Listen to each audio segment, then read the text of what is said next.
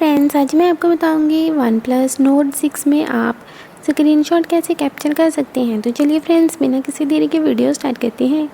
तो इसके लिए आपको सबसे पहले वॉल्यूम डाउन बटन, जिस बटन से हम वॉल्यूम डाउन करते हैं, और दूसरा बटन है पावर बटन, जिस बटन से हम फ़ोन को स्विच ऑफ या फिर फ़ोन की स्क्रीन को ऑन ऑफ करते हैं। इन दोनों बटन्स को एक साथ प्रेस करके रखना है तो स्क्रीनशॉट कैप्चर हो जाएगा। तो चलिए मैं आपको करके दिखा देती हूँ। तो ये मैंने पावर बटन और वॉल्यूम डाउन बटन दोनों को एक साथ प्रेस करके रखा है। तो आप देख सकते हैं यहाँ पर स्क्रीनशॉट कैप्चर हो चुका है। तो अब मैं आपको इसके दूसरे तरीके के बारे में भी बता देती हूँ।